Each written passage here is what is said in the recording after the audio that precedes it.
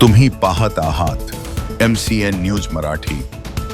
बुलढाणा जिल्ह्यातील जळगाव जामोशाळालगत असलेल्या ततारपूर शेत शिवारामध्ये शॉर्ट सर्किटमुळे लागलेल्या भीषण आगीत शेतकरी शकुंतलाबाई लक्ष्मण बनकर यांच्या शेतातील 2.5 एकर कापणीला आलेला मका संपूर्ण जळून खाक झाल्याची घटना 28 मार्चच्या दुपारी 1 वाजेच्या दरम्यान घडली आहे। या दुर्घटनेमध्ये संबंधित शेतकऱ्याचे मका पीक, स्प्रिंकल पाईप आणि शेतातील इतर शेतीउपयोगी साहित्य जळून खाक झाल्याने लाखो रुपयांचे आर्थिक नुकसान झाले।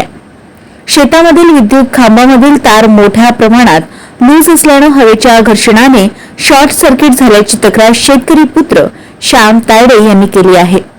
या घटनेचा महसूल विभागाने तात्काळ पंचनामा करून दोषी असलेल्या वीज वितरण कंपनीवर कारवाई करून आर्थिक मोबदला देण्याची मागणी परिसरातील शेतकऱ्यांकडून करण्यात येत आहे। MCN न्यूज मराठी करिता गजानन सोनटक्के, जळगाव।